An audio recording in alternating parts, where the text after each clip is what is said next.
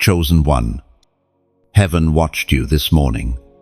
Before the first ray of light brushed the sky, the eyes of the Almighty rested upon you.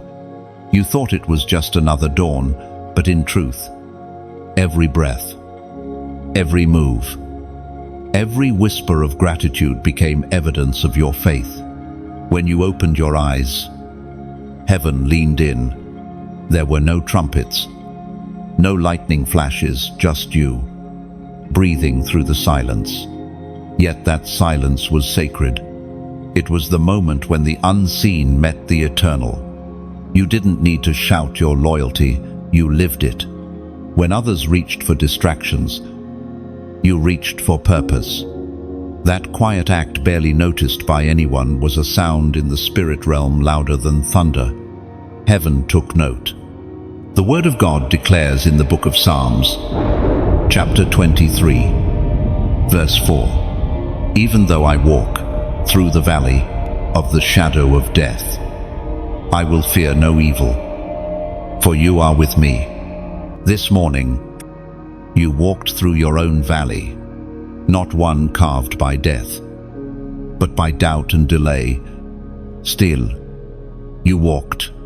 You didn't surrender to the weight. You pressed forward, even when comfort called your name. That right there is proof of devotion. The valley didn't define you. Your movement through it did. There's a story heaven loves to retell. It's about a man named Azael, a quiet believer who rose every morning long before the city stirred.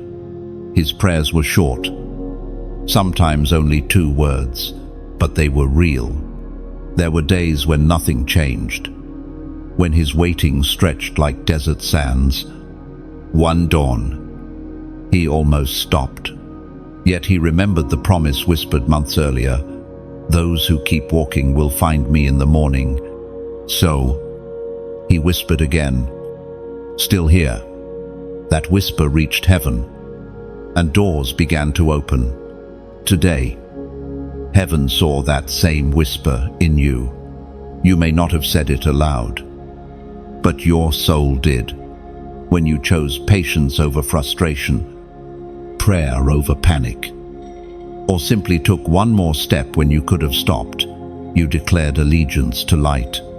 Think of it this way.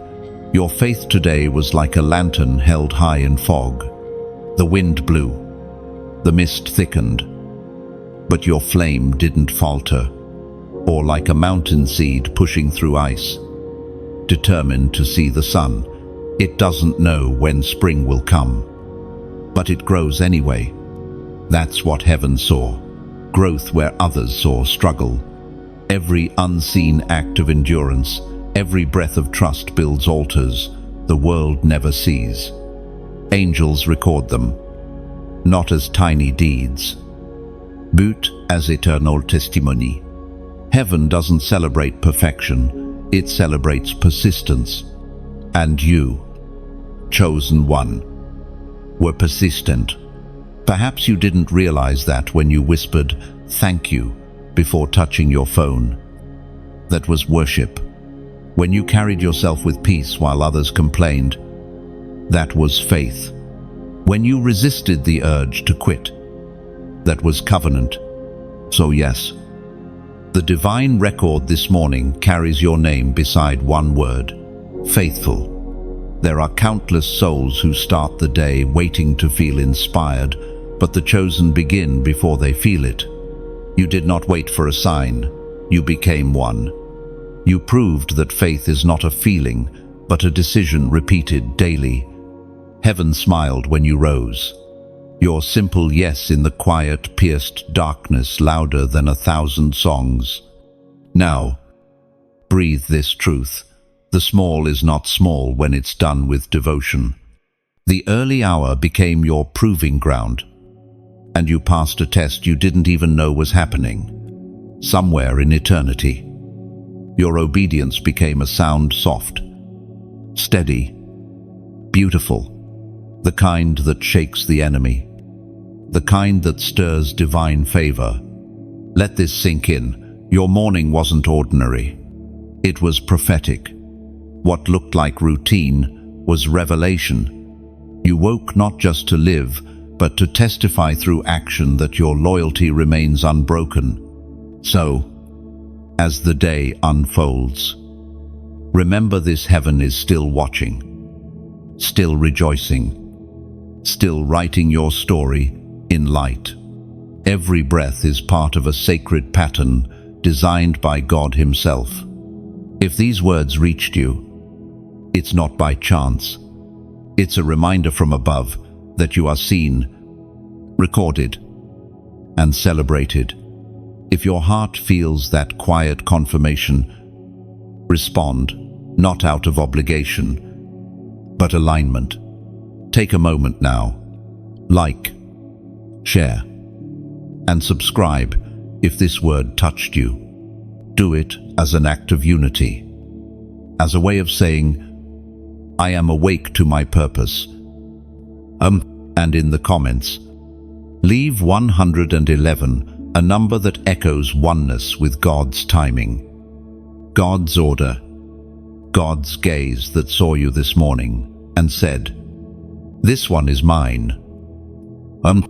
You didn't realize it, but the quiet resistance you carried this morning was a test, not a punishment. Not a trial meant to crush you, but a sacred assessment designed to reveal what heaven already suspected, that your loyalty runs deep. The universe has a strange way of wrapping divine tests in ordinary packaging. Sometimes they look like delays that never end. Sometimes they sound like unanswered prayers or feel like silence when you need direction the most. Yet, beneath that silence, something eternal is always being measured. There are no exam papers in the kingdom, only moments where your patience, humility, and trust are weighed. This morning, when you faced that invisible tug to give up, heaven took note of your response. You did not yield. You did not compromise. You passed the silent test. According to what is revealed in the book of Proverbs, chapter 3, verses 5 and 6, trust in the Lord with all your heart, and lean not on your own understanding. In all your ways acknowledge Him, and He shall direct your paths. You see, the test is rarely about the thing itself. It's about the trust it awakens or exposes. The unseen test isn't designed to destroy you. It's meant to display the kind of faith that cannot be shaken. You might recall the story of Mara, a chosen one who prayed for years for healing that didn't come. Her mornings were filled with the same routine: prayer, waiting, silence. One day, she decided to pray without asking for anything, just gratitude. That morning, she didn't feel stronger, but something shifted in the unseen. The test had ended, not because the pain disappeared, but because her faith had matured beyond needing proof. That's how God examines His chosen. He hides answers to reveal hearts. He delays outcomes to deepen roots. He allows silence to sharpen hearing. What you faced this morning was not abandonment, it was refinement. Imagine a blacksmith's forge. The heat is fierce. The metal screams as it's shaped. But the craftsman never leaves it unattended. You are that metal heated, not to break, but to strengthen. The sound of pressure in your life is not failure, it's formation. Tests don't always come with clear beginnings or endings. Often, they're stitched into the rhythm of ordinary life. How you respond to interruptions. How you treat the unseen moments when no one is watching. The test isn't on Sunday when faith feels easy. It's on the forgotten Tuesday morning when nothing seems sacred. Every chosen one has their version of that hidden trial. Yours might be patience with a situation that refuses to change. It might be enduring a misunderstanding you can't defend. It might be continuing to love when others turn cold. But whatever form it takes, the purpose remains the same: to prove that your faith does not depend on visible reward. When you keep believing without evidence, that's the highest form of worship. It's a declaration that says, even without the answer, I still know who you are. Oh, the silence of God isn't rejection, it's trust. He trusts you enough to stand without constant reassurance. The test ends not when life becomes easier, but when your heart becomes steady. Picture a small sailboat in a restless sea. Waves crash. Winds shift. Clouds hide the horizon, but the sailor adjusts the sail. Not the destination. That's you in your test, navigating through uncertainty with unwavering focus. Every correction, every prayer, every deep breath is proof that your spirit refuses to drift away. There's a strength that only grows in silence. The kind that doesn't announce itself but becomes visible in crisis. It's the strength that walked you through today, the strength of those who understand that trust is more powerful than control.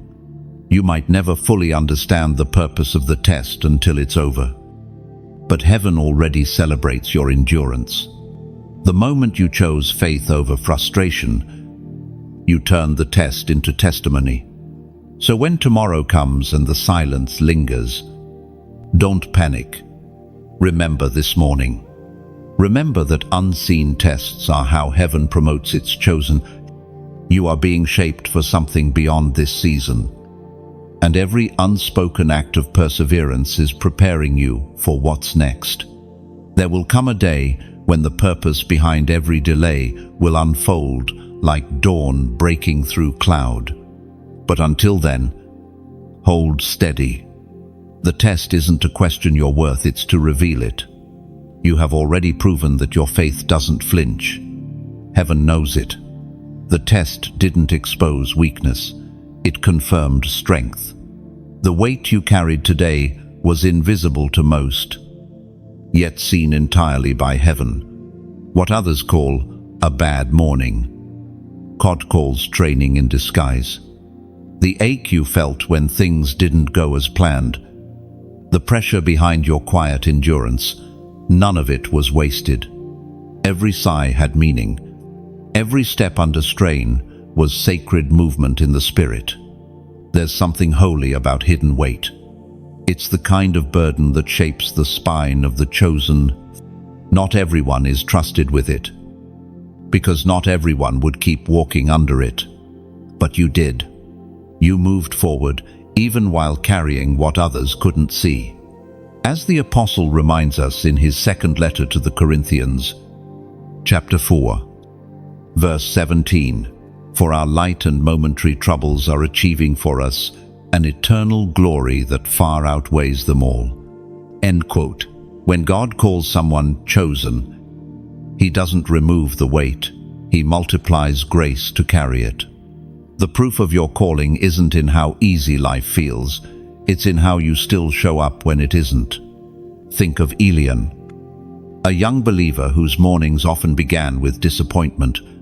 Every day he woke to the same walls, the same waiting, the same unanswered prayers. But instead of asking why, he started asking, "What now, Lord?" And in that shift, he found purpose in pain. His load didn't vanish overnight, but he discovered something extraordinary. The weight he carried was actually building the strength he prayed for. So it is with you. Heaven never wastes pain. The pressure you feel now is the shaping hand of God refining endurance inside you. Each difficulty adds definition to your destiny. Imagine a sculptor standing before a block of marble. To the untrained eye, it's just stone. But to the sculptor, every strike of the chisel is purpose in motion. The marble doesn't understand the process. Yet the artist sees what it will become. The pain of the strike is temporary.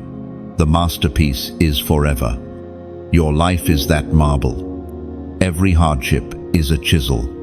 The sound you hear, the breaking, the cracking, the reshaping is not destruction. It's design. And while the world only sees your calm face, heaven sees the weight behind it, the emotional fatigue, the quiet, why me? The faith that keeps whispering, I trust you, even when understanding fails. You've carried it without bitterness. You've kept your heart soft when it would have been easier to harden it. That is the mark of a true chosen one. It's okay to feel tired. Even the strongest warriors do. But here's the truth. Your strength isn't measured by how heavy the weight is, but by your decision to carry it one more day. The simple act of not giving up is warfare in the unseen realm. Darkness loses ground every time you rise again. Some burdens don't lift immediately because they're not meant to crush you. They're meant to anchor you. They teach balance, humility, dependence. They remind you that divine strength flows best through surrendered hearts. Let today remind you, what you carry isn't punishment. It's preparation. The weight you hold now is training your spirit to bear glory later. The very thing that presses you down will one day propel you forward. Your tears water the soil where future victories will bloom. Every moment you keep walking in faith, you are sowing unseen seeds that heaven will one day reveal in radiant harvest. So breathe deeply. You're not behind. You're not forgotten. You're being built layer by layer, moment by moment, into someone unstoppable. If you've been wondering whether God noticed the heaviness you've carried, the answer is yes. He saw it. He measured it. And He strengthened you through it. Right here. Right now. Take this as confirmation that the load you bear has purpose written all over it. Comment, still standing. End quote. Write it below as a declaration that despite the unseen weight, you refuse to collapse.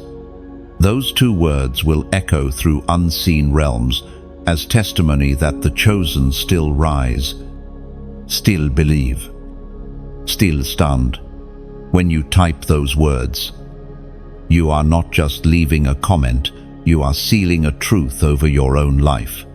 Still standing means you recognize that no storm, no loss, and no betrayal could erase the strength God has placed in you. It's a statement of identity, not just survival. You're not standing by chance. You're standing because grace has roots deeper than pain. Every time you declare it, you're reminding heaven and hell alike that your faith didn't crumble under pressure. You've learned how to remain calm in chaos, how to stay soft when life turns sharp. The weight didn't win it, revealed the warrior within you. So let the world scroll past and miss it. Heaven doesn't.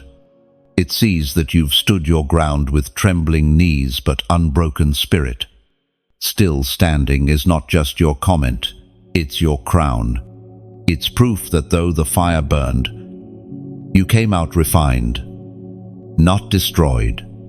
There are altars in heaven that burn from sacrifices no one on earth ever witnesses.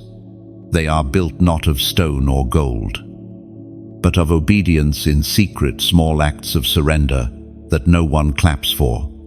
You have one of those altars. Every time you chose silence over retaliation, patience over panic, prayer over pride, another flame was lit upon it. God doesn't only listen to the words you say, He studies the posture of your heart.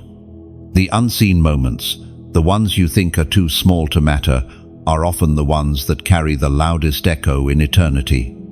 It was proclaimed in the second letter to Timothy, chapter 1, verse 7. For God has not given us a spirit of fear, but of power, of love, and of a sound mind. That verse is not just comfort, it's a blueprint. A sound mind in the storm is worship. Choosing love when others give you reasons to hate is sacrifice. And standing strong when fear whispers in your ear is proof that the spirit inside you is alive. You've built altars in ways you didn't even notice. When you forgave someone who didn't ask for forgiveness, heaven called that an offering.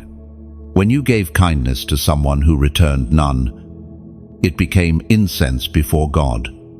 The world saw nothing, but the angels saw fire. There was once a young man named Tiran, quiet, unnoticed, often overlooked.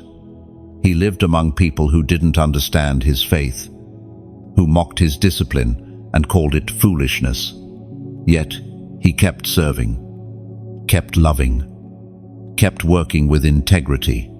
One night, when he was alone, weary from the weight of doing right in a world that rewarded wrong, he whispered, "I'll keep going anyway." Heaven recorded those words. Years later, when he least expected it, a door opened that no human hand could have touched. That's what hidden altars do. They open unseen gates in their own time. Every moment you resist bitterness, every time you humble yourself and choose peace instead of revenge, you're adding another stone to your altar. It's not the visible battles that define the chosen, it's the invisible victories. Sometimes God hides the reward so your motive stays pure. If you could see how much heaven honors what you do in secret, you would never doubt again whether it matters. But he keeps it hidden, because the hidden altar is the most powerful one. It burns even when you feel unnoticed. Picture a candle flickering in an empty cathedral. No one enters, no music plays, yet the flame keeps burning. That's what your obedience looks like to God: steady, silent, beautiful. It may not light a room for others, but it lights the throne room of heaven. The enemy always tries to make secret obedience feel pointless. He whispers, "No one says you. It doesn't matter." But that is the oldest lie, because heaven sees everything, every silent decision to love, to serve, to forgive. Those are your weapons. If you've ever wondered why your reward hasn't arrived yet, remember this: altars don't bring fire immediately. The wood must be arranged, the sacrifice prepared, the timing perfected. When heaven sends fire, it comes suddenly, but it comes only to the prepared altar. And that's what you've been building. With every unseen choice, you've been preparing a place where divine fire will fall. You don't need to chase the reward. It will find the altar it belongs to. Don't despise the days of quiet obedience. They are the foundations of eternal promotion. When God elevates someone, he always starts in silence. The unseen seasons are not punishment, they're the construction of your platform. Your hidden altar tells heaven one thing clearly: you are ready to carry the weight of visibility without losing humility. You've proven that obedience isn't performance, it's devotion. And that's why God can trust you with more. So, as you walk into the next part of your journey, remember that the quiet yes in your heart echoes louder in heaven than 1,000 loud promises on earth. The altar you built when no one was watching will one day blaze before all who doubted. For now, let it burn, unseen. Let the smoke rise in silence. Heaven already smells the fragrance. One day, the same people who overlooked your quiet obedience will see the fire that falls on your life and wonder where it came from. But heaven will know it came from the altar you built in the shadows. Keep tending that flame. The world may not applaud now, but eternity is already standing in ovation. There are moments when heaven leans close and whispers, "We saw it all." Every time you kept moving when you could have stopped. Every time you forgave when it hurt. Every time you showed kindness when no one else did. Those moments built your unseen legacy. You might not have realized it, but while you were fighting through weariness, angels were taking notes. The divine realm doesn't measure success by how high you climb. It measures by how many times you rise again. And today, heaven saw your rise. As Jesus himself declared in the Gospel of Matthew, chapter 5, verse 14, "You are the light of the world. A city set on a hill cannot be hidden." That verse isn't just poetry, it's prophecy. You've become a light that others will find when their world goes dark. It's not about perfection, it's about presence. Light doesn't always roar. Sometimes it just refuses to die out. Think of your life as a lighthouse on a rocky coast. The waves crash, the wind howls, but your lamp keeps burning. You don't have to save every ship, you just have to keep shining so they can find their way home. And when you share your story, when you speak truth or comfort into someone's weary heart, you're not just talking, you're lighting another lamp. Each word becomes a flame. Each act of kindness, another spark. That's what this space is built for, to gather light bearers like you. Every like, every share, every subscription. It's not about numbers, it's about keeping the flame alive. It's how we remind the world that goodness still speaks, that faith still breathes, that hope still has a voice. If you've ever felt something stir in your chest while listening to these words, that's not coincidence, it's connection. Heaven uses simple messages to reignite weary hearts, and when you interact, you help carry that light further than one voice ever could. Now, about something deeper, something sacred.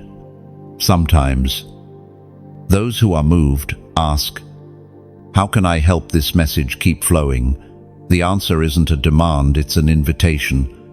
Giving is not about transaction, it's about participation. Think of it like adding oil to a lamp that has already been lighting your path. You're not paying for light, you're keeping it burning for others still lost at sea. When you choose to donate, no matter the amount, it becomes part of the story. It's not about pressure, it's about partnership. Just as rivers feed the ocean, your contribution, no matter how small, feeds the current that keeps hope moving. Picture it like this: a single drop of rain falling into a thirsty garden. That drop seems small, but multiplied with others, it becomes the rainstorm that revives everything. Every donation, every act of support, does exactly that. It breathes life into the soil where divine words take root. If your heart feels led to help sustain this light, you can give freely, without expectation, simply because you've received something that reached you. There's no price for peace, no tag on transformation. Giving simply allows the message to keep flowing like a river that refuses to dry. Maybe this message met you on a hard day, reminded you that you're not forgotten, that your faith still matters. If so, you've already received the first gift.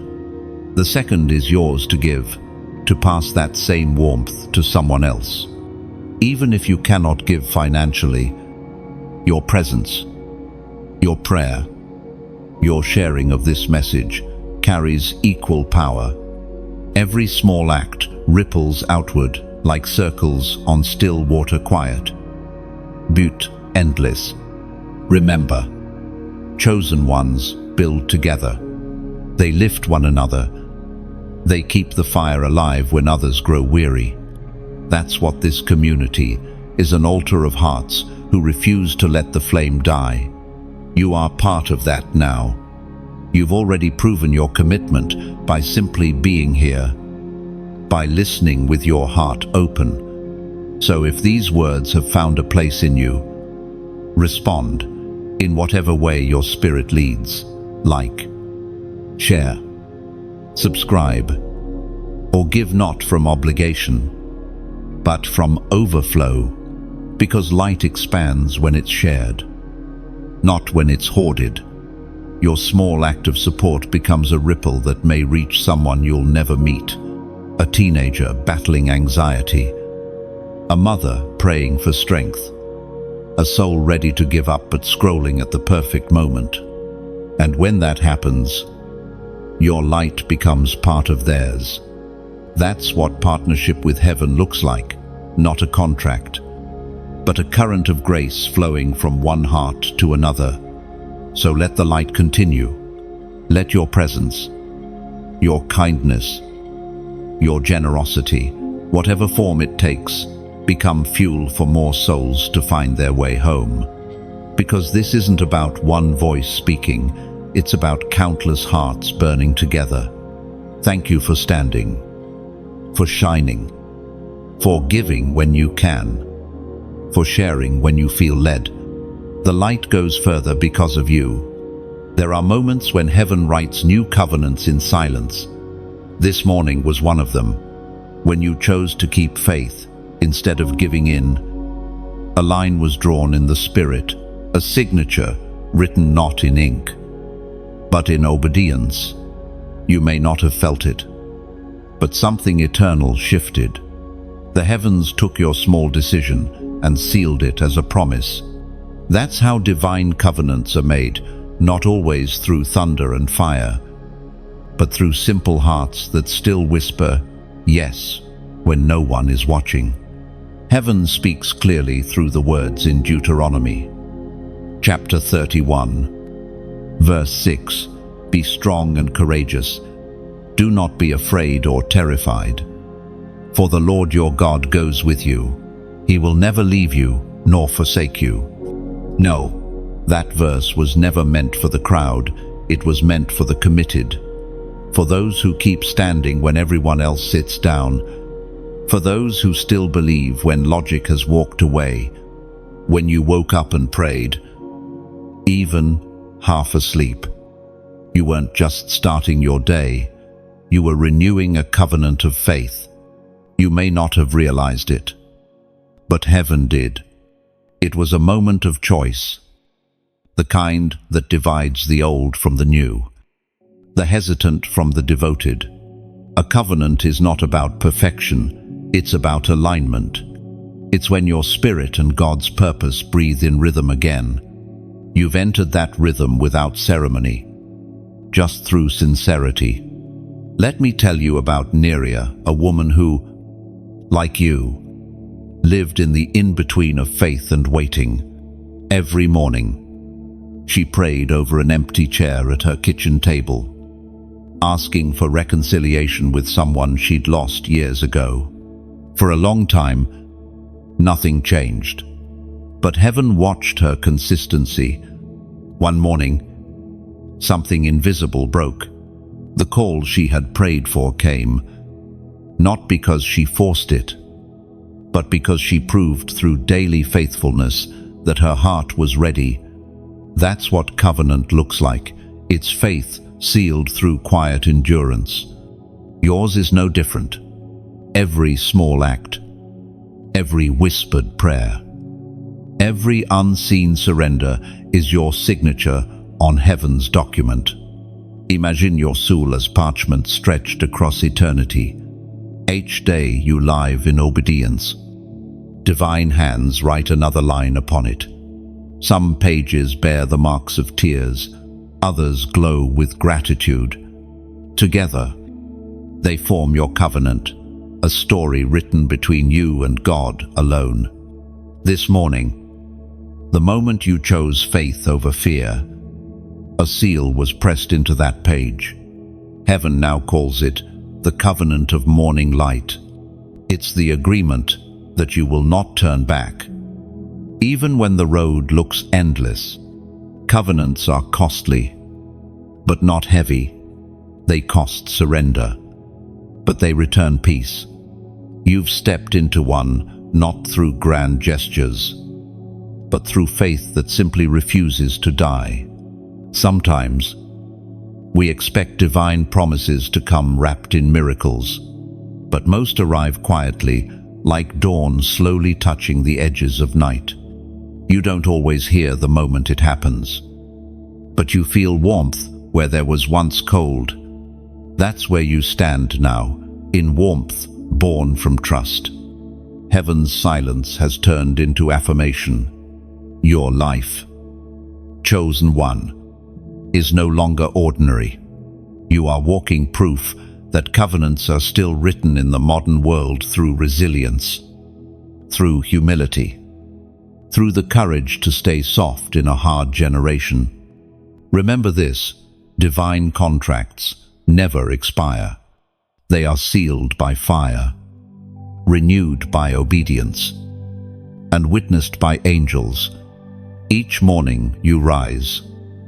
You rewrite that signature, brighter and deeper than before. So, when fear comes whispering again, reminding you of old failures or past regrets, remember, the ink is already dry. The covenant stands. The promise remains. You have proven that your devotion doesn't depend on visible rewards, but on invisible conviction. The same God who sealed it will sustain it. And now, if you feel that quiet confirmation inside, the warmth, the calm, the unexplainable strength, it's not emotion, it's acknowledgement. Heaven is saying, we've recorded your yes. Now, take this moment, right where you are, to let your spirit respond. No grand gesture, no performance, just a small act of agreement between your heart and heaven's hand. Comment: the number 999 below 3 nines, a divine symbol of completion and fulfillment.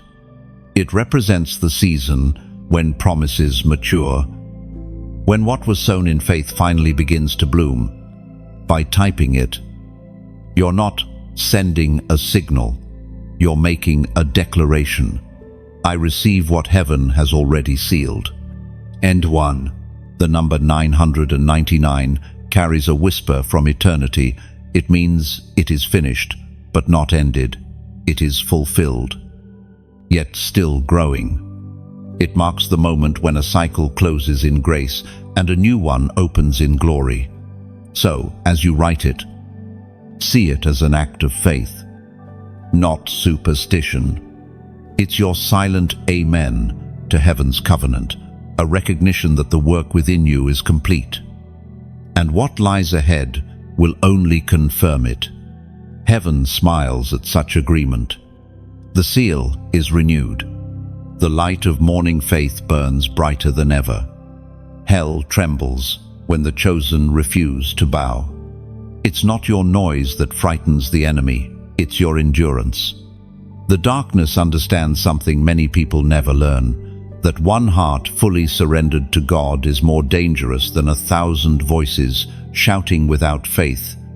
This morning, when you stood firm, you didn't just survive another day, you unsettled the realms of darkness. Your consistency disturbed their plans. Evil feeds on instability, but when you remain steady, it starvis. The word of the Lord declares in the book of Nahum, chapter 1, verse 7, "The Lord is good, a refuge in times of trouble. He cares for those who trust in him." That verse carries a divine secret. Peace is warfare. When you rest in God's goodness, hell loses its grip. The enemy wants chaos in your thoughts, because chaos clouds hearing.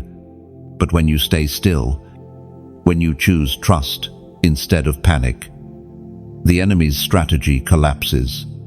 You've already seen how subtle darkness can be. It never arrives shouting. It creeps in quietly, whispering doubt, suggesting compromise, offering shortcuts. It doesn't need to destroy your faith. It just needs to make you question it. That's why your refusal to entertain those whispers carries such power. Every time you reject fear, you're declaring victory. Every time you speak peace into your own storm, you're pushing back shadows. The enemy cannot stand in the presence of a soul that refuses to break alignment with heaven. Think of your spirit as a fortress surrounded by fire. The walls aren't built from pride, but from prayer. The flames are not of anger, but of conviction. Darkness may approach, but it cannot enter, because you've chosen to let God guard the gate. Once, there was a man named Elior who faced relentless pressure at his job, unfair treatment, gossip, betrayal. It wasn't the attacks that almost defeated him. It was the exhaustion of always standing tall. But one evening, as he sat in silence, he remembered, even when I'm tired, I'm still anointed. That truth became his shield. The situation didn't end overnight. But the moment he stopped reacting, peace replaced panic. The same colleagues who tried to break him later came to him for guidance. That's what divine steadiness does. It transforms attacks into testimonies. And that's what you're living now. Every hardship, every unseen resistance, every emotional tug-of-war is evidence that you're carrying something valuable. The enemy doesn't attack what's empty. The very intensity of your battles confirms the weight of your calling. But don't misunderstand, the fight is not about you losing peace. It's about you learning how to keep it under fire. God is teaching you stability that can't be shaken by circumstance. He's proving that you can walk through storms without becoming one. Imagine an eagle in the middle of a hurricane. While smaller birds scatter, the eagle spreads its wings and lets the wind lift it higher. That's what faith looks like when tested. It doesn't fight the wind, it rides it. Every trial becomes your elevation. Every attack becomes your wind. There is a holy calm that confuses darkness. You may not even realize how powerful your peace is. You don't need to shout. You don't need to argue. Your silence is a sword. Your rest is a roar that the unseen realm can hear. That's why your endurance matters so much. It's not just about surviving hardship. It's about embodying authority. The chosen don't react. They respond. They don't panic, they perceive. They move with precision, not emotion. Even now, the darkness that tried to surround you is shrinking. Your very existence as a steadfast believer pushes it back. Light doesn't fight shadows, it simply shines. And the shadows disappear. So when challenges come, and they will remember what the prophet wrote, he cares for those who trust in him. Trust is your weapon. It's the unshakable ground beneath your feet. The enemy's greatest loss is seeing you at peace. That's the proof that he no longer controls your atmosphere. And when you walk through your day carrying that peace, you're not just surviving, you're ruling. You're demonstrating what it means to walk in divine authority, where calmness becomes a crown and surrender becomes strength. Every demon that once mocked you now knows your name. They know the sound of your stillness, the weight of your worship, the steadiness of your faith, and they tremble, not because of what you say, but because of what you refuse to lose your trust in God. You are no longer the one who flees from battle. You are the calm in the center of it. And while others fear the storm, You have learned to soar through it. That's the mark of the proven chosen, unbothered peace. Immovable faith. Unstoppable light. Heaven rejoices over what earth often overlooks, while others count visible victories, promotions, applause. Praise God counts perseverance. And this morning, your perseverance became worship. You didn't even realize that your quiet endurance was echoing through eternity, a melody made of trust. There are celebrations in the unseen realms that begin without sound, when faith proves stronger than feeling. Angels don't always sing over miracles. They sing over moments like yours, moments when you could have turned away, but chose to believe again. According to the writings in the book of Romans, chapter 8, verse 28, and we know that all things work together for good to those who love God, to those who are called according to his purpose. That promise is not theory, it's the rhythm of your life. Everything that has ever pressed against you, every delay, every disappointment, every lonely season has been bending itself toward goodness. It's not always visible at first, but it is always active. God weaves redemption through the smallest threads of pain. The pattern may look chaotic up close, but from eternity's perspective, it forms something breathtaking. Think of a tapestry being woven from both golden and dark threads. If you stand too near, the dark colors seem overwhelming, without pattern or beauty. But step back, and you see that those darker strands give depth to the gold. They make the light shine brighter. Your trials have been those darker threads. They were never punishment, only contrast. You have become living proof that faith can grow in shadow and still bloom toward the light. There's a story of a man named Darren who lost nearly everything: his job, his reputation, his health. For a long time, he asked, "Why me?" But somewhere in the middle of loss, that question changed. It became, "What now, Lord?" That small shift turned ashes into foundation. He started volunteering at a shelter, offering words of hope he once needed himself. Months later, he realized his greatest influence had come not from success, but from suffering redeemed. You carry that same kind of transformation. Heaven sees it, even if the world doesn't. When you chose faith over bitterness, that was your declaration of victory.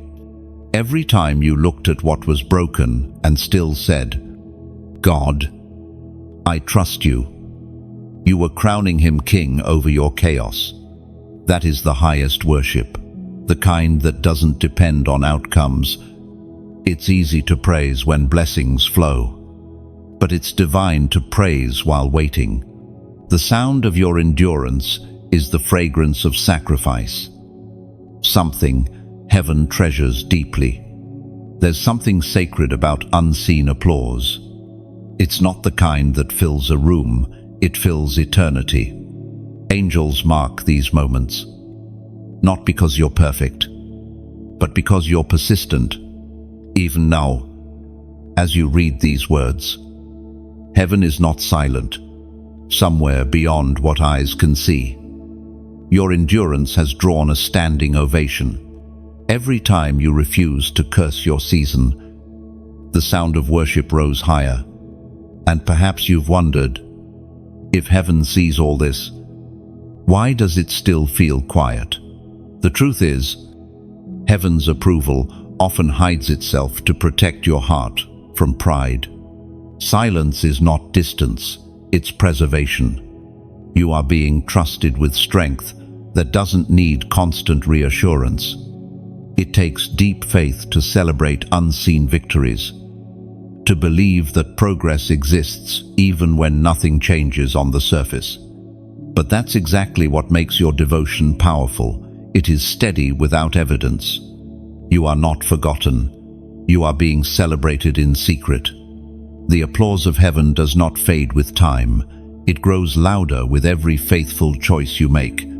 Imagine a single candle in a cathedral. Its flame, small. Its light, soft.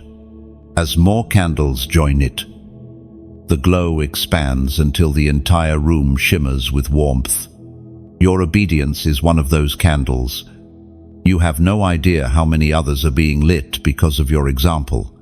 Every unseen act of faith becomes contagious in the kingdom. Someone, somewhere is drawing strength from your endurance right now. Though you may never meet them, that's how heaven measures greatness, not by what you gain, but by what you give through example. So take a deep breath and rest in this truth. You have already made heaven proud. The angels have witnessed your silent worship, and your name has been written among those who kept believing when hope felt small. Let that awareness settle into your bones. You are not striving for approval. You already have it. You're not chasing validation. You've been chosen for victory that exists beyond sight. Your perseverance has turned into praise. And that, chosen one, is a sound that never stops echoing. Some marks can't be seen in the mirror, but heaven recognizes them instantly. You wear one of those marks, the invisible seal of the faithful. It's not drawn in ink or carved in stone. It's etched into your spirit by endurance, by love, by loyalty that never broke under pressure. Every chosen one carries a sign that the world can't understand.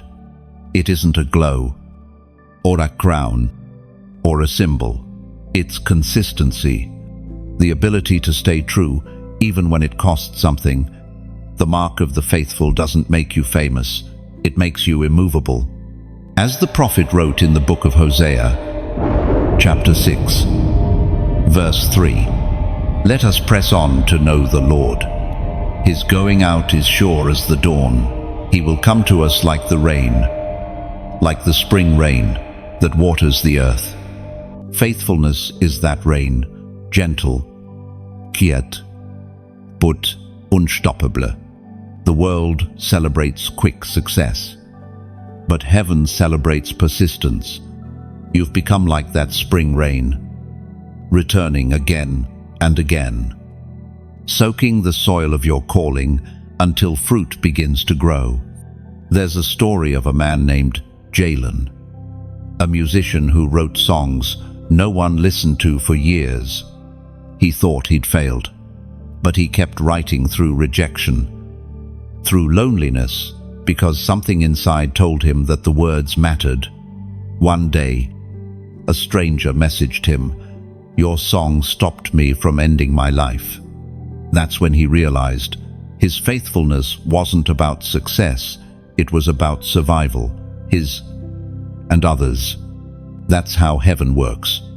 You may think your consistency is small, but to someone else, it's salvation.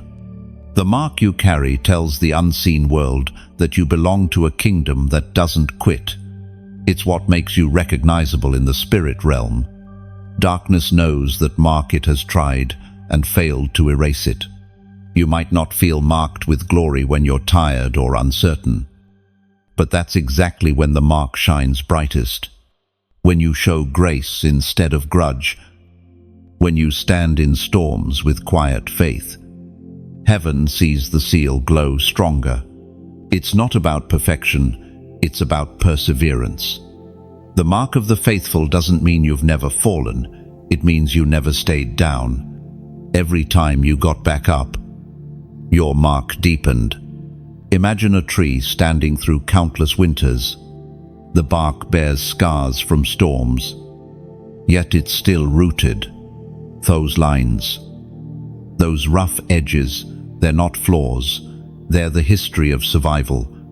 You are that tree. Every scar has become part of your spiritual fingerprint.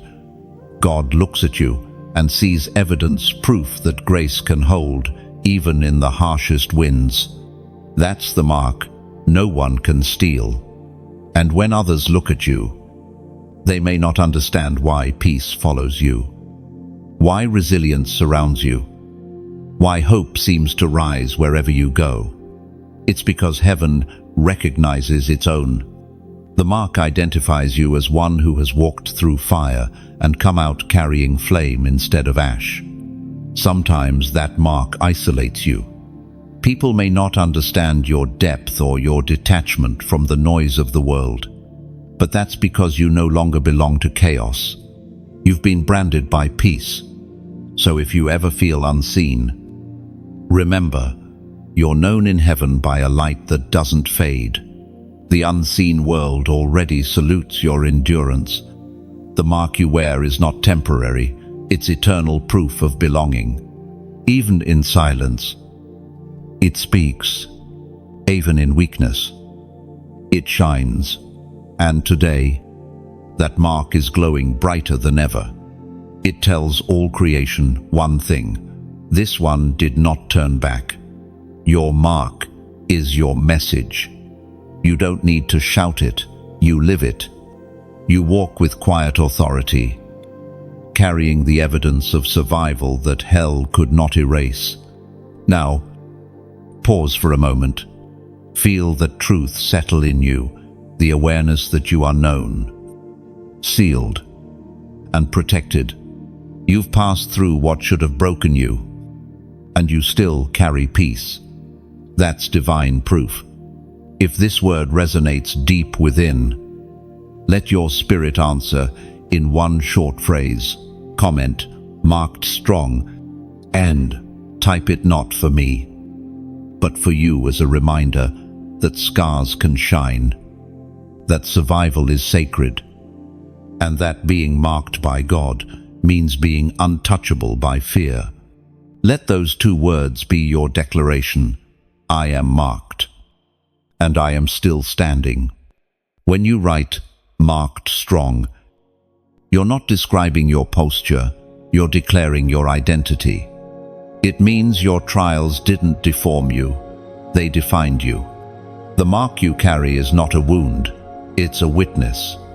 Every time you affirm it, you remind the heavens and yourself that resilience is not resistance, it's resurrection in motion. There are crowns being shaped right now in the unseen, and one of them has your name on it. It's not made of metal, but of moments. Every time you stayed faithful, every time you chose love when bitterness would have been easier, every time you lifted your eyes when life weighed you down, each decision has become a jewel, placed by unseen hands into a crown that fits only you. Crowns are not forged in ease, they are built in endurance. The weight you've carried was not wasted, it was shaping your posture for glory. You had to learn how to bow before you could wear one. As it is written in the book of Habakkuk, chapter 3, verse 19, the sovereign Lord is my strength. He makes my feet like the deer's. He enables me to tread on the heights. That verse isn't only promise, it's a picture of your journey. Like the sure-footed deer leaping among cliffs, you have learned balance where others saw danger. You've been climbing invisible mountains. Every trial, a new ridge. Every prayer, another step higher. Heaven has watched your ascent, steady and breathtaking. Think of your daily choices as threads of gold. Every prayer, every act of forgiveness, every hidden kindness adds another strand. Over time, those threads become a tapestry that tells heaven, this one is ready for the weight of beauty. A crown isn't just a reward, it's a signal. It tells heaven and hell alike that the one who wears it has mastered surrender. It's not about pride, it's about proof. Picture a blacksmith melting silver until it glows white hot. Every impurity rises to the surface, only to be skimmed away. That's what's been happening in your soul. The heat wasn't punishment, It was purification. Your daily obedience, yes. Even the smallest moments is forming something magnificent in eternity. It's not about how loud your faith sounds, it's about how steady it stays. And as this light continues to reach people across the world, it becomes a shared crown, a circle of believers linked by unseen fire. When you interact, you're not just responding to a message, you're joining that circle. Every like, every share, every subscription isn't for algorithm or numbers. It's an act of agreement, a whisper that says, yes, keep the flame burning. Each time you share, you pass a spark forward. Someone weary may find light in it. Maybe you've wondered, how can something so small make a difference? The answer is found in the candle. A single flame may seem insignificant, but when passed from hand to hand, it becomes an ocean of light that darkness cannot swallow.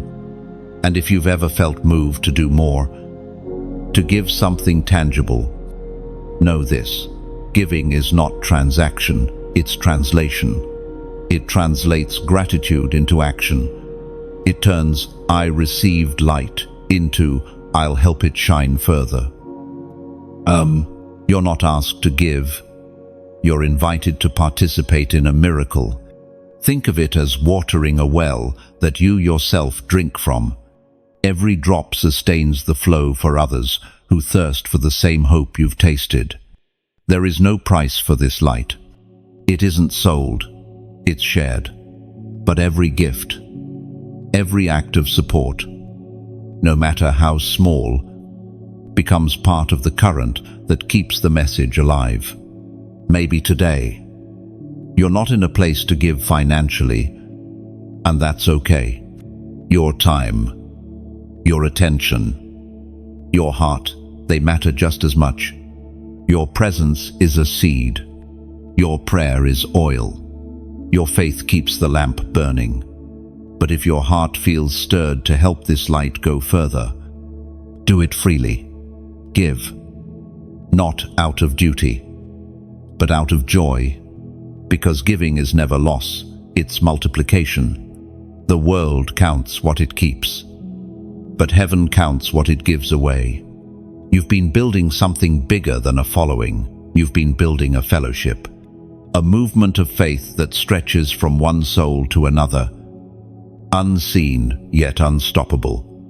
Each like becomes a spark, each share a ripple, each act of generosity a stone dropped into eternity's river, sending waves that reach hearts you'll never meet. So, as you sit here now, remember, your crown is not distant. It's forming in the moments you choose connection, compassion, and contribution. If your heart feels the warmth of this message, respond in your own way, like share, subscribe, or give, not because you have to, but because light deserves to keep moving. You've already proven your faith through endurance. Now you get to express it through generosity, not forced, not demanded, but freely, beautifully, from the same heart that still believes. And as you do, remember, every spark returns multiplied. The light you release always finds its way back home. That is how crowns are completed, through shared fire, through open hands, through love that refuses to dim. There are fires that burn to destroy, and there are fires that burn to define. The flames you've walked through were never meant to consume you. They were designed to reveal what could not be burned away. What you thought was punishment was actually purification. What you called pain, heaven called refining. The process has been long, sometimes unbearable. You've asked questions that seem to echo without reply. But silence, too, has a purpose. It is the chamber where impurities separate from truth. The ancient words recorded in the scroll of Zechariah, chapter 13, verse 9. Declare, I will refine them like silver and test them like gold. They will call on my name, and I will answer them. That verse is your reflection. You've been refined, not rejected, tested, not tossed aside. God has been turning up the fire not to hurt you, but to bring clarity to what you truly carry. Refinement feels cruel because it strips comfort away. But only when everything unnecessary melts do you see what was essential all along. You've discovered something most never do, that endurance is not weakness, it's wisdom shaped by flame. Think of how a silversmith works. He places raw silver into a furnace, watching carefully. Too little heat, and the dross won't rise. Too much, and the silver is ruined. The craftsman knows it's ready when he can see his reflection clearly in the metal. That's what heaven has been doing in you, raising the heat just enough until the reflection of the Creator appeared in your soul. That is why you felt pressure in places you once felt peace. It wasn't because God left, it was because He was near enough to polish. Fire isn't absence, it's attention. There's a story of a man named Aaron. For years, he prayed to be used by God, to carry real power, to touch lives. But when life turned to ashes, his business failed. His friends disappeared. He thought he'd lost everything. What he didn't see was that the fire had started burning away pride, dependence on approval, and the illusion of control. Years later, when he stood before others, his words carried a weight that comfort could never give. His scars became sermons. That is what refinement does. It turns wounds into wisdom. You may not yet understand the full purpose of your fire, but the evidence of transformation is already visible. You speak softer now, but with more power. You move slower, but with more purpose. You trust more deeply, but expect less from people. These are the signs of gold. Every season of heat has shaped your heart into a vessel that can hold greater glory. You had to be melted, to be molded. The cracks you see in yourself are not flaws, they are openings for light. The fire doesn't last forever. Eventually, the furnace cools, and what remains is strength that will not bend again. You will emerge, not merely surviving, but shining. Others will look at you and wonder how you endured. And you'll smile not because it was easy, but because now you understand. The same fire that terrified you became the proof of your calling. There is something profoundly sacred about walking through pain and still being kind, about losing much and still choosing gratitude. That is the essence of the refined. You no longer need recognition, you simply radiate peace. And perhaps that was the goal all along, not to make you powerful, but pure. Purity has its own authority. It's what makes your presence change rooms. What causes hearts to soften when you speak. When the silversmith finally lifts the metal from the furnace, he doesn't leave it dull. He polishes it until it gleams under light. The scars from heat remain, but they shimmer like holy fingerprints. That's you now, shining with the memory of fire, glowing with the gentleness of gold. The furnace was never the end, it was the beginning of brilliance. You had to lose the shape you once knew to take on the form heaven designed, and though the process was painful, the result is sacred. A spirit tested, a heart purified, a light that no flame can now extinguish. The fire didn't win. It revealed the treasure You no longer fear the fire because you've learned its language. It doesn't speak of loss, it whispers of transformation. You recognize its warmth now as the touch of divine craftsmanship. Every ember that once burned now glows as testimony. You carry not the memory of pain, but the evidence of purpose fulfilled through flame. Completion doesn't always arrive with fanfare. Sometimes it comes quietly, like the last brush stroke on a masterpiece, or the final chord of a long, beautiful song. Heaven knows when a season is finished, even when you don't. And this morning, something in the Spirit was signed, sealed, and completed. You may not have felt anything dramatic, but the atmosphere shifted. The door you prayed for didn't just open, it settled into place. The waiting has done its work. The tears have watered the promise, and heaven has written next to your name, completed in faith. The ancient record in the writings of Haggai, chapter 2, verse 9, reveals, "The glory of this present house will be greater than the glory of the former house." Lo, that isn't just a prophecy for buildings, it's a truth for hearts. The you that stands here now is not the same one who began this journey. The first version of you hoped. This version knows. You've been remade by trust. You've been rebuilt by endurance. Completion doesn't mean everything is perfect. It means everything has served its purpose. Even your mistakes became part of the construction. Every delay, every closed door, every heartbreak added texture to your strength. You've become a new house, one whose walls are worship and whose foundation is peace. There's a story of a craftsman who built a temple over many years.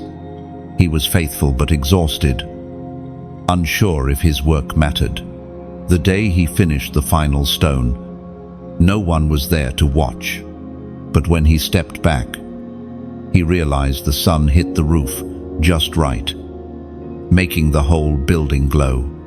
That light had always been waiting. It only appeared when the work was done. That's how heaven treats the faithful.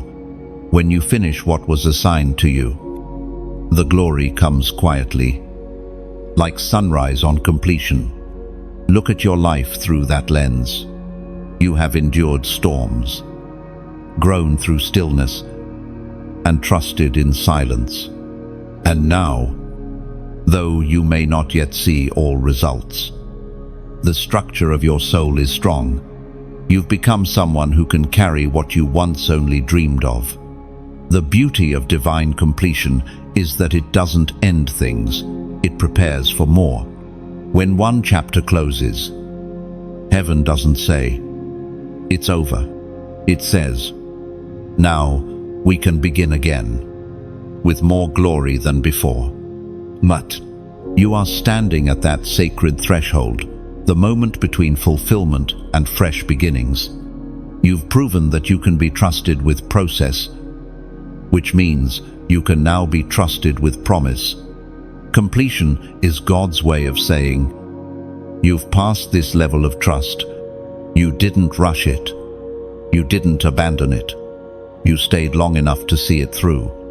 That's what heaven celebrates today, not the outcome, but your endurance. Imagine a potter finishing a vessel on the wheel. The clay has been spun, pressed, and reshaped countless times. Finally, the potter lifts it from the wheel and sets it aside, not because it's being discarded, but because it's ready for the kiln. The heat doesn't destroy it, it seals it. And when it comes out, it glistens with a new strength. That's where you are now sealed, set apart, shining with resilience. And heaven has written "done" over what once drained you. Not ended, but fulfilled. You've become whole, not because life is easy, but because faith proved stronger than fear. So take a moment and breathe. Let gratitude settle where worry used to live. Feel the peace that comes when striving ceases. This is completion, not the closing of a dream, but the confirmation that God finishes what He starts. The same hands that began your story have sealed this chapter with grace. There will be new journeys, new callings, new fire ahead, but for now, heaven pauses to honor your perseverance. If your heart feels that quiet release, that sense of closure mixed with calm, let your spirit respond. Comment the number 333 below 3 threes. The divine rhythm of agreement, representing heaven, earth, and spirit moving as one. It signifies that what God began in you has reached divine alignment. The number 3 itself is the signature of completion in unity. The Father, the Son, and the Spirit, all bearing witness to your fulfillment. As you type 333, understand what it means. It's not superstition, but revelation. It declares that your season of waiting has reached its holy conclusion. You are no longer striving for proof. You are standing in proof. Heaven, earth, and spirit have come into harmony over your life. Every 3 represents a phase you've conquered, the pain, the process, and the promise. Now joined together, they form one truth. You have been completed in grace. So, let that number be more than a symbol. Let it be your acknowledgement that the blueprint of your becoming has been fulfilled, and that new beginnings are no longer ahead. They have already begun. There are moments when the air around you shifts not with noise, but with presence. That's how heaven commissions its chosen, not through applause or spectacle, but through a quiet wind that breathes purpose into tired lungs. You've felt it before, the still sense that something within you is awakening, stretching, being called forward. This is not coincidence. It's a divine sending. The same God who refined you now releases you. What was once private is about to become public. And what was once only preparation is now turning into purpose. The Spirit spoke through the prophet Jeremiah, chapter 33, verse 3, saying, "Call to me, and I will answer you, and tell you great and unsearchable things you do not know." End 1. That invitation is your commission. God doesn't call you into comfort. He calls you into revelation. The wind that now surrounds you is the breath of destiny, whispering mysteries you could not have understood before the fire. You've been prepared to hear differently, to perceive beyond the surface. For years, your prayers felt like they vanished into the ceiling. But in truth, heaven was tuning your frequency, aligning your ears to divine wavelength. You weren't being ignored, you were being trained. Because revelation isn't given to those who demand it. It's entrusted to those who can carry it. Now, heaven begins to speak again. The silence that shaped you has turned into wind, and that wind carries instruction, not for your survival, but for your assignment. Think of a sailboat resting in still waters. No matter how beautiful the vessel, it cannot move until the wind comes. The captain's job is not to make the wind, it's to raise the sails. That's what this season asks of you. Raise your sails. Make space for movement. Don't fear what you don't yet see. The same Spirit that once comforted you in the furnace now compels you toward the horizon. What you endured was never for endurance alone. It was for equipping. Every pain, every delay, every unanswered prayer has sharpened your discernment. You now recognize the difference between good ideas and divine instruction. And this wind, this gentle yet unstoppable push, is heaven's way of saying, "Now go. You are being sent. Not because you are flawless, but because you are faithful. You are the message as much as the messenger. People will not just hear truth through you. They will feel peace radiating from your presence. That is how heaven confirms its ambassadors. Remember the story of Lyra, a teacher who nearly quit her calling. Years of unseen effort, endless exhaustion, little reward. But one morning, she felt something like a soft gust brushing her heart. She heard within, "You've done enough surviving. Now it's time to lead."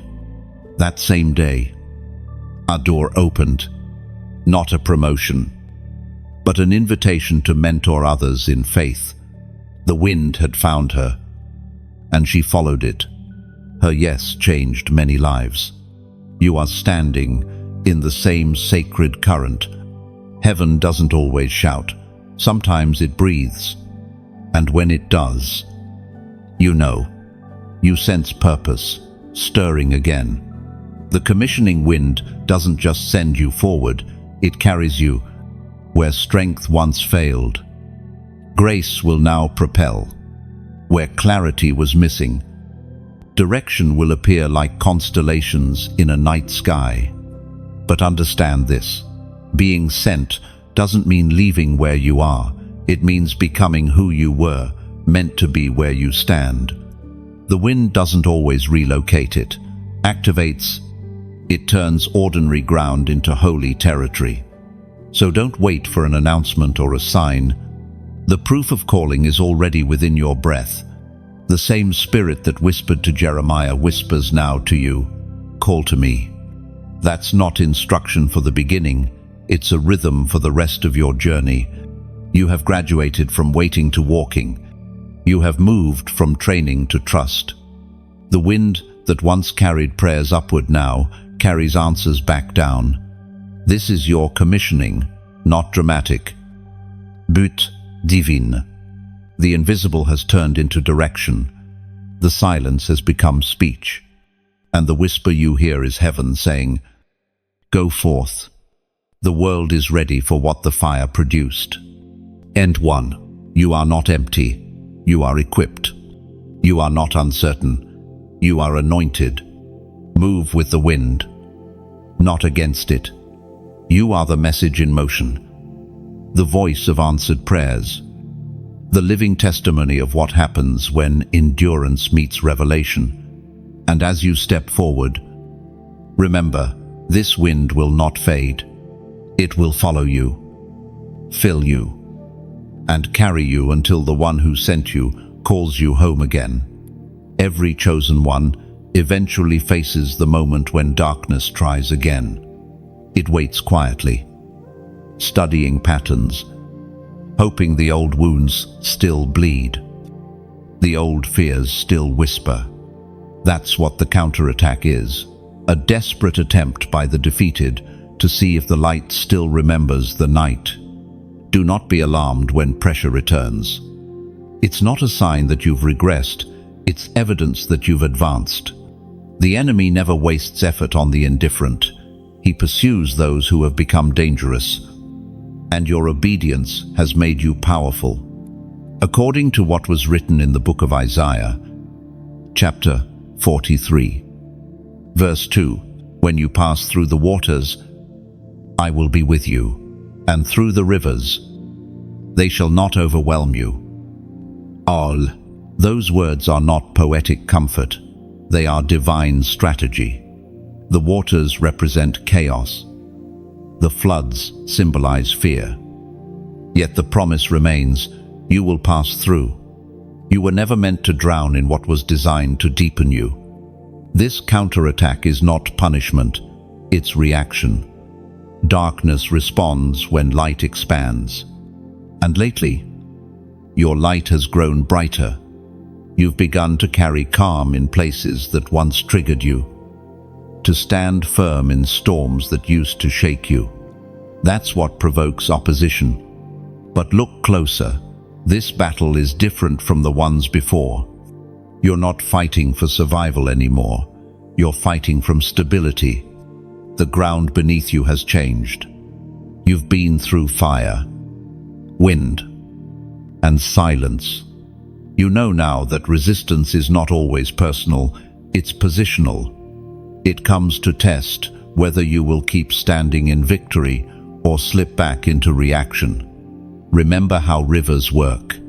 They look wild on the surface, but underneath, the current is steady, consistent, and sure. That's how your spirit is now. Life may swirl above you, but within, there's peace that doesn't move.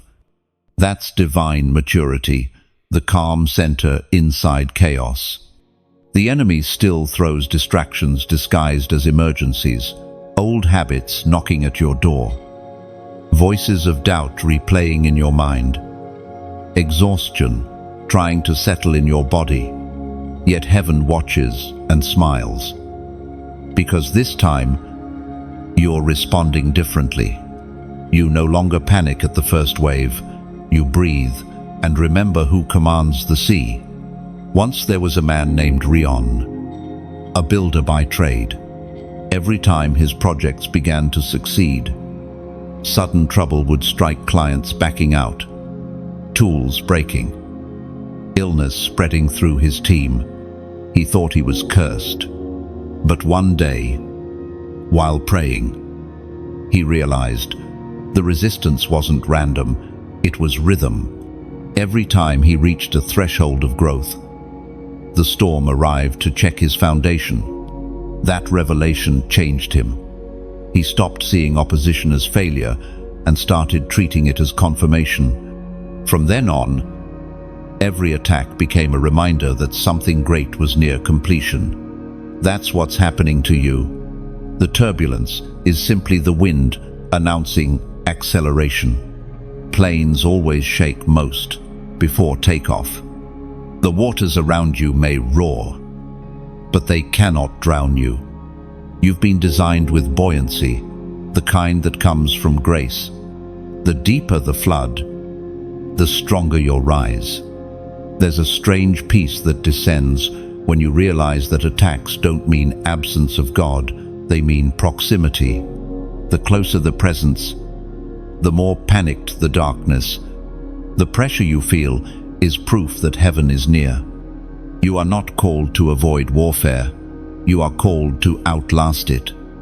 Every time you choose composure over chaos, you're striking a blow that no sword could. Think of yourself as a lighthouse again. The waves crash harder when the light burns brighter. But the structure doesn't move. It was built for this. You were, too.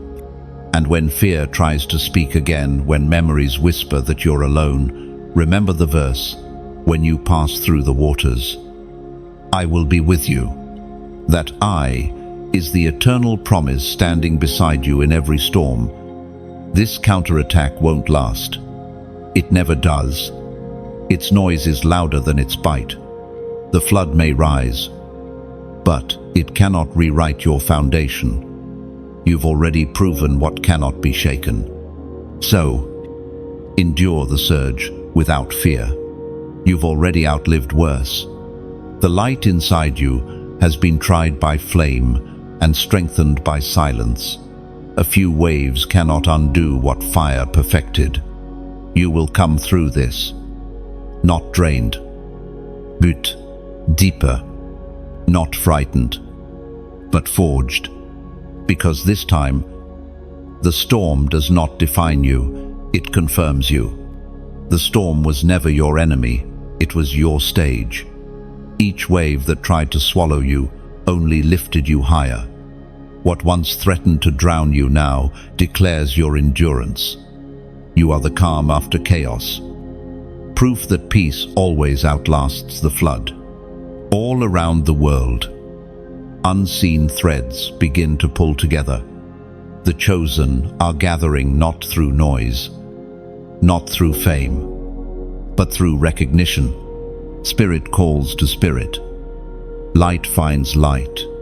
It's not a movement built by human hands. It's a resonance, a quiet knowing that those who have walked through fire can now walk together. You felt it, haven't you? That sense that you're not alone in your faith, that there are others far away, perhaps, whose hearts beat with the same rhythm of surrender and trust. That pull in your spirit is not imagination, it's divine orchestration. Heaven's voice resounds through the words of Daniel. Chapter 12, verse 3. Those who are wise will shine like the brightness of the heavens, and those who lead many to righteousness, like the stars forever and ever. The chosen are like stars scattered, distant, but burning from the same flame. Alone they glimmer. Together they form constellations that tell heaven's story across the dark canvas of the world. Each one carries a light that once burned quietly in solitude. Now, those lights are beginning to connect. That's what this gathering is about. It's not an organization, it's an awakening. The weary are finding the strong. The silent are finding their voice. And those who once prayed alone now find echo. Heaven is aligning its torchbearers. Your endurance, your story, your scars, they are part of something vast. You are one point in a divine constellation that spans generations, and every word you speak in love, every act of faithfulness, every time you share hope, you help another light flicker to life. Imagine standing on a hill at night, surrounded by thousands of lanterns being lifted one by one. Each glow starts small, but soon the whole horizon shimmers, like dawn reborn. That's what's happening right now. Heaven is lighting its army of lanterns, and you are one of them. Every like, every share, every comment, every subscription, these are not actions of habit. They are acts of alignment. They are the lighting of lanterns across the earth. When you engage, you aren't feeding an algorithm, you're feeding the flow of light, the spread of peace, the sound of unity rising in the unseen. If these words have stirred you, I know that it's not just emotion, it's recognition. You are part of a constellation that heaven has been drawing for centuries. Your simple response, your acknowledgement, becomes the signal that another star has taken its place in the pattern. When you comment, your words are not just text, they are echoes in eternity. Affirmations that faith is still alive. When you share, you become a bridge. Someone else in darkness may see your light and remember their own. And when you subscribe, you're not following a page, you're joining a pulse, a heartbeat of believers connected across distance and time. Giving, too, is sacred in this gathering, not demanded, but inspired. Think of it as offering oil for the lanterns. Your drop joins others, keeping the flame steady for those still searching for warmth. Every small act of generosity becomes fuel for the collective fire. Some give words, some give time, and some give oil, the kind that keeps lamps burning when the night grows long. If your heart ever feels led to pour even a drop of that oil, do it with joy. It's not payment, it's participation. A whisper saying, "Let there be light." Well, there's a story about a village in the mountains that lost its light during a long storm. The people were frightened, isolated in darkness, but one child took a candle and stood by the window. Then another saw the glow and did the same. Within an hour, the entire village shimmered. No one told them to do it, they just followed the light they saw. That's what happens when the chosen unite. So, when you choose to engage, do it as they did freely, beautifully, as a reflection of what already burns inside you. Your like is a candle. Your share is a spark. Your words in the comments are embers drifting toward another soul. Your support, whatever form it takes, is oil poured quietly into the lamp. Do it not out of pressure, but because light longs to multiply itself. The more it spreads, the warmer the world becomes.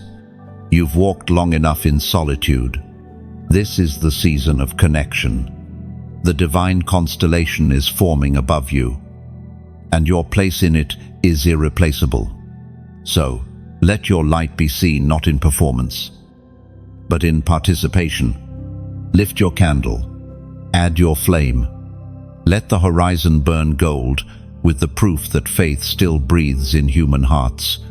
The gathering of the chosen isn't an event, it's an awakening one, like one heart, one flame at a time. And when all those small lights join, heaven will look down and see not scattered souls, but one great fire rising, whispering in unison, "We are here. We still believe. We still burn." Eternity keeps its own record of loyalty, while earth counts wealth, applause, and influence. Heaven counts devotion. Every small moment of obedience you've lived is written there not as numbers or statistics, but as light, and light, once written, cannot fade. There are rewards stored beyond time, treasures too pure for decay. They're not earned through perfection, but through perseverance. The eternal reward doesn't come to those who never fell. It comes to those who rose every time. As revealed in the book of Revelation, chapter 3, verse 8. See, I have placed before you an open door that no one can shut. That door stands before you now, not a wooden gate or shining portal, but a moment of realization. It's the understanding that every unseen act of faith has unlocked access to things no human hand can close. The door is not only opportunity, it's recognition. It's heaven saying, "You've proven faithful with little, now step into much." Only, sometimes, the reward doesn't look like gold or promotion. Sometimes it looks like peace that cannot be stolen, or joy that blooms in the middle of loss. Those are eternal currencies, treasures of the soul that never rust. You've probably walked through seasons where you wondered, what's the point of doing right when no one notices? But in the unseen, every selfless act was forming something greater, a storehouse of glory that only time will reveal. Think of your life like a vineyard. You've spent years planting, pruning, watering, and waiting. Some seasons were dry, others stormy, but all along, the roots were growing deeper. The eternal reward is not just the fruit, it's the soil that became sacred through your labor. Heaven saw how you stayed when it would have been easier to leave. It remembers. There's a kind of peace that settles only on those who've wrestled with faith long enough to stop demanding answers. That peace is part of your reward. You've entered the maturity that comes not from knowledge, but from trust. Once, there was a woman named Kira. She had prayed for years for her son to return to faith, but every sign seemed to point further away. She never stopped loving him, never stopped praying. Though her heart grew weary, years later, he did come back, not through her words, but through the quiet witness of her unwavering hope. What she didn't realize was that heaven had already counted every tear. Every prayer, every silent night as her offering, that was her eternal reward, a harvest beyond sight. Your story may not be the same, but your pattern is: you've sown consistency into rocky soil, you've watered barren fields with faith, you've waited for the rain without cursing the drought. And because of that, heaven has opened a door before you, an invisible gate to favor, strength, and new seasons of purpose. The reward of eternity doesn't always wait until eternity. Sometimes it leaks into now. It's the sense of calm that wraps you when chaos tries to return. It's the whisper that says, "You made it through what should have broken you." It's the unexplainable grace that greets you when you thought you'd run out of strength. Don't underestimate the value of that peace. It's evidence that your soul is already tasting heaven's reward before the world ever recognizes your crown. The door that's been opened before you isn't about escape, it's about expansion. You've been faithful in private. Now heaven invites you into public purpose. The light that's been refined in you will soon illuminate others. But this part is vital. Even as new opportunities appear, remember the secret that opened them: faithfulness. The same consistency that unlocked this door will sustain you as you walk through it. You are stepping into a space that obedience built. Nothing forced it open. No one can close it. That's what makes the eternal reward so secure. It's sealed by the same hand that opened it. So breathe and let gratitude rise. You've made it through the refining, the waiting, the wondering.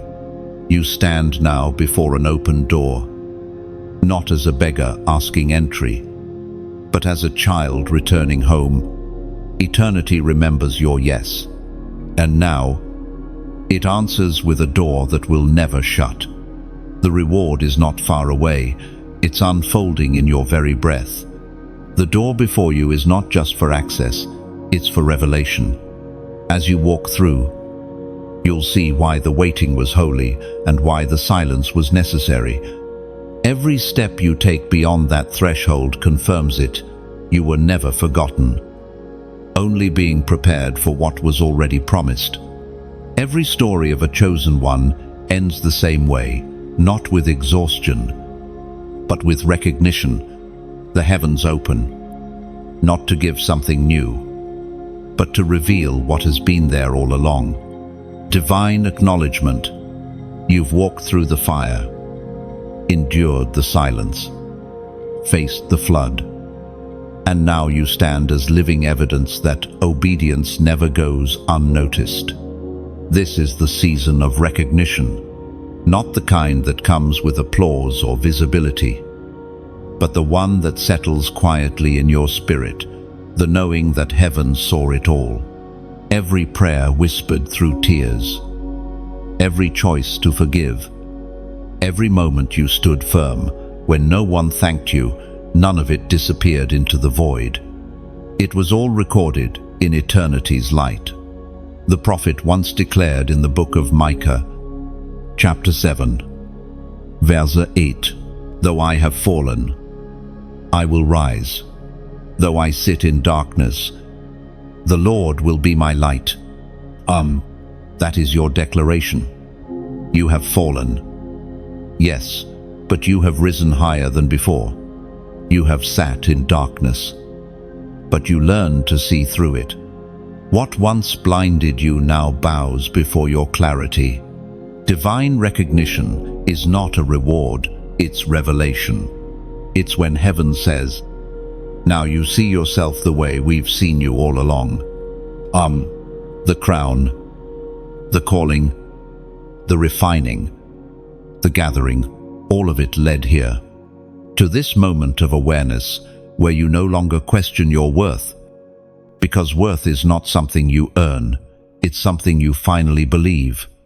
There's an ancient truth in every chosen one's journey: before you shine outward, you must learn to see the light within. For years, Your prayers were about asking for signs, confirmations, proofs.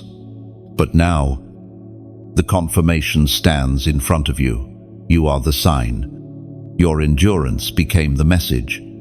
Your faithfulness became the miracle. Once, there was a woman named Ania, who spent decades serving quietly in her community. She never stood on stages or received recognition. But when she passed, her journals were found filled with prayers, names, and words of encouragement written for people she had never met. Years later, many testified that her unseen prayers had saved their lives.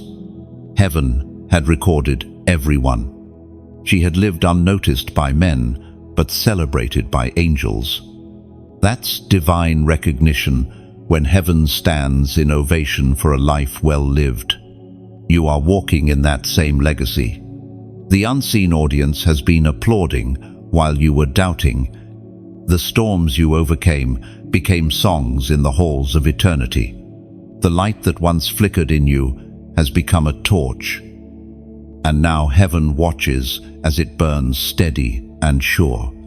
Recognition doesn't always come with change in circumstance. It comes with change in awareness. You begin to see that the silence was never absence, that the waiting was never wasted. Every no from heaven was actually protection, and every delay was divine timing, rearranging the path so you could stand here, purified, proven, peaceful. You don't need validation anymore, because revelation has replaced it. You've discovered that the real crown was never placed on your head. It was formed inside your spirit. You have risen, not above people, but above pain. That's the recognition of the chosen, the elevation that cannot be measured by status, but by serenity. Think of how a sunrise happens. It doesn't explode suddenly. It unfolds quietly. Darkness gives way, inch by inch, until what was once invisible becomes undeniable. That's what's happening in you right now. The dawn of your recognition has begun, even if no one speaks your name. Heaven has. Even if no one thanks you, heaven already has. And the voice that once guided you through storms now whispers, "Rest. You've done well." Israel, your journey doesn't end here. It simply shifts. You move from proving into peace, from striving into stillness, from carrying fire to becoming flame itself. You no longer need to fight for place or purpose. You've become both. And as heaven watches, your name resounds not on walls, not on screens, but in the chambers of eternity. You are known, beloved, and crowned not with gold, but with glory. The recognition of heaven is not fleeting. It doesn't fade when applause dies. It is eternal acknowledgement that your obedience changed more than your life. It altered the atmosphere around you. You've become a mirror of mercy, a reflection of grace, a living reminder that God still writes miracles in human form. So, breathe deeply and stand tall. The world may never understand the fullness of your story, but heaven does, and that is enough. You have risen, and now you shine not for validation, but because light cannot do anything else. This is your divine recognition, the quiet coronation of a faithful heart. Heaven calls your name, and eternity responds, "Well done." And now, the journey pauses, but the fire doesn't. What has been spoken has already settled into your spirit. The words were never meant to end here. They were seeds planted into your tomorrow. Heaven has written this encounter into your timeline, not as a coincidence, but as continuation. If these words found you at the right moment, it's because they were sent for you. Somewhere in the unseen, heaven saw you, needed a reminder that your faith still matters, that your endurance still echoes. Let this be the moment you pass that light forward. Your like is a quiet amen. Your share is a torch extended to another traveler. Your comment is the echo that keeps this flame alive. Each action, however small, becomes part of something much bigger than the scroll of a screen.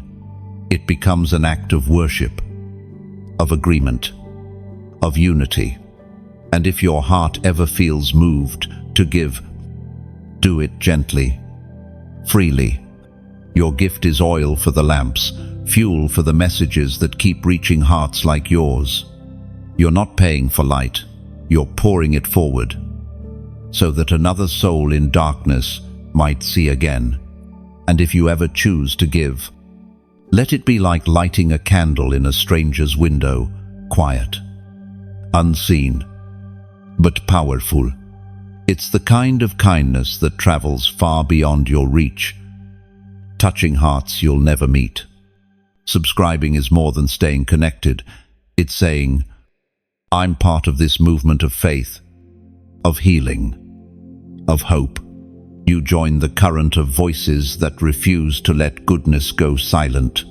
Every click, every word, every offering becomes part of a divine chain reaction, the spreading of warmth across unseen distances. Do it not because you must, but because something in you knows. Light multiplies when shared.